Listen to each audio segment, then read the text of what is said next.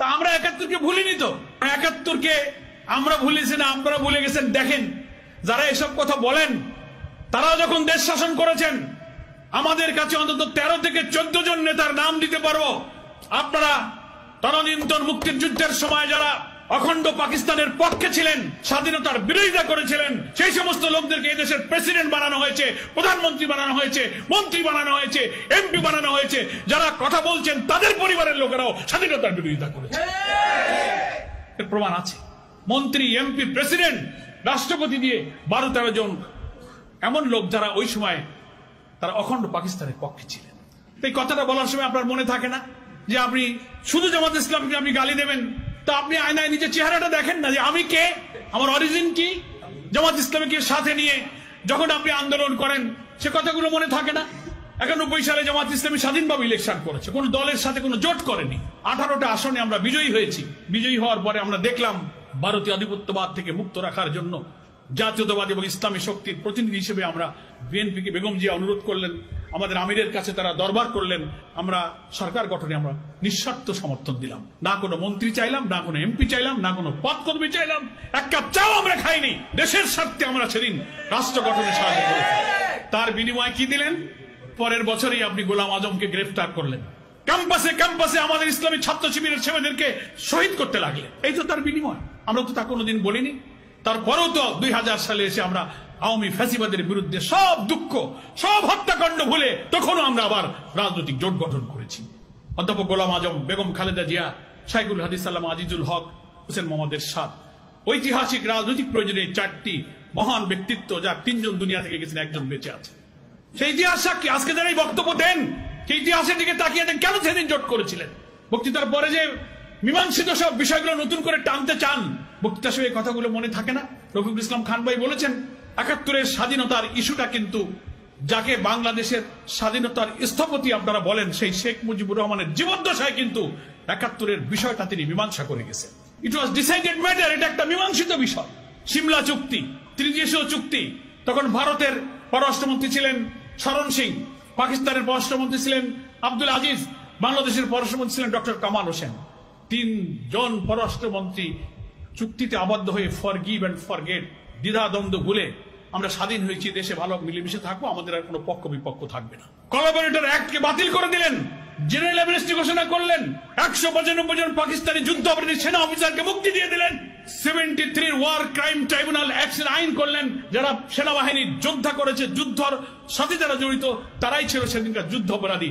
কিন্তু যারা যুদ্ধ করেনি, যারা কোনো বাহিনীর সদস্য ছিল না, বেসামরিক রাজনৈতিক নেতা মৌলানা নিজামী, মুজাহিদ, কামরুজ্জামান, কাদের মোল্লা, মীর কাসেমকে যুদ্ধ অপরাধী বানালেন, যারা সেদিন কোনো বাহিনীর সদস্য ছিল না, যারা কোনোদিন যুদ্ধ করেনি, শুধুমাত্র পলিটিক্যাল ব্যাড ইন্টেনশনে যুদ্ধাপরাধীর তালিকা সংশোধন করে, আইন সংশোধন করে, ল অফ এভিডেন্স সংশোধন করে তাদেরকে তালিকা এনে আপনি তাদেরকে ফাঁসি দিয়ে হত্যা করলেন। এটা ছিল রাজনৈতিক উদ্দেশ্যে একটা জুডিশিয়াল কিলিং আপনারা করলেন।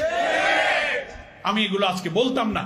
দুঃখ পাই 54-55 বছর পরে শেখ মুজিবুর রহমান কর্তৃক মীমাংসিত ব্যাপারের পরে আজকে আবার নতুন করে আপনি জাতিকে বিভক্ত করার জন্য, ভাই আমাদের অনেক পরে মালয়েশিয়া, সিঙ্গাপুরের মতো দেশেরা স্বাধীন হয়েছে। সবসময় রাজনৈতিক প্রশ্নে অনেক বিভক্তি থাকতে পারে, পক্ষে বিপক্ষে। স্বাধীনতার পরে সবাই কিন্তু একসাথে মিলেমিশে দেশ গড়ে। কিন্তু আমরা 54 বছর পরেও শুধুমাত্র দলীয় হিরো স্বার্থে আমরা মীমাংসিত বিষয়গুলোকে টেনে এনে ক্ষত সৃষ্টি করে জাতির মধ্যে বিভক্তি এবং অনৈক্য তৈরি করার চেষ্টা করছি।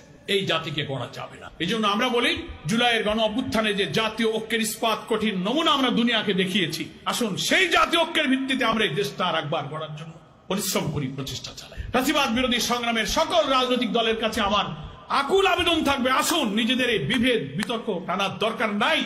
আপনি যখন দাঁড়িয়ে এই পুরানো ইস্যু নিয়ে কথা বলবেন জামাত ইসলামের বিরুদ্ধে, আয়নায় দাঁড়িয়ে আপনি আপনার রাজনৈতিক ইতিহাসটা একটু দেখবেন। আপনার মুরব্বীরা কি বলে গেছেন? তারা জোট করার সময়, রাজনীতির সময়, ভোটের সময়, সরকার গঠনের সাহায্যের সময়, রাষ্ট্রপতি নির্বাচনের সময়, আন্দোলনে একসাথে হাতে হাত ধরে গুলির মুখে জীবন দিয়ে যখন লড়াই করেছেন, তখন এইসব পুরনো কথা মনে ছিল না। এই কথাগুলো আয়নায় দাঁড়িয়ে একটু ভাববেন। আমরা সব রাজনীতিরা বক্তৃতা করার সময় একটা নীতিগত কথা বলে থাকি, ব্যক্তির চেয়ে দল বড়, দলের চেয়ে দেশ বড়, বলি না? এই কথাটা বলার সময় আমরা বলি, কিন্তু কার্যত দেশের চেয়ে দল বড়, দলের চেয়ে ব্যক্তি বড়, কথা কাজে কিন্তু সেটাই এখন অনেকেই দেখাচ্ছেন। একথা কেন বলেন? আমি বলবো হ্যাঁ, দল ভিন্ন হলে ভিন্ন ভিন্ন মত থাকতে পারে, কিন্তু জাতির ন্যাশনাল কিছু কমন ইস্যু তো আছে। আমার স্বাধীনতা, আমার অখণ্ডতা, আমার আধিপত্যবাদ বিরোধী চেতনা, দুর্নীতিমুক্ত সমাজ, সততা, ন্যায়নিষ্ঠবাদ, সাম্য, সামাজিক সুবিচার, ন্যায় নীতির উপর রাষ্ট্র প্রতিষ্ঠা। এ ব্যাপারে তো কোনো দলের মধ্যে দ্বিমত নাই। আমরা এই জায়গায় এক থাকি। চট করে কিছুদিন পর, যতদিন, ওই যে আমি আবার বলেছি, যতদিন আমি আপনার সঙ্গে থাকি তখন আমি আপনার সঙ্গী, যেই থাকি না সেই জঙ্গি। এই স্লোগানটা ভুলে যান। এখন আর এই 54 বছর পরে এই নতুন নিউ জেনারেশন আপনার এই ভাঙা রেকর্ড বাজালে এই গান আর এই জাতি শোনে না। এটা মানুষ আর খায় না। ওরাই তো দেখেছে 91, ওরা 2001 দেখেছে, ওরা দেখেছে। এগুলো পুরনো গান আর মানুষ শুনতে চায় না। ওই গাজী কালু, চম্পাবতী, সিরাজউদ্দৌলার গানের রেকর্ড শুনতাম ছোটবেলায়। এখন ওই গান বাজালে কি নতুন প্রজন্ম শোনে?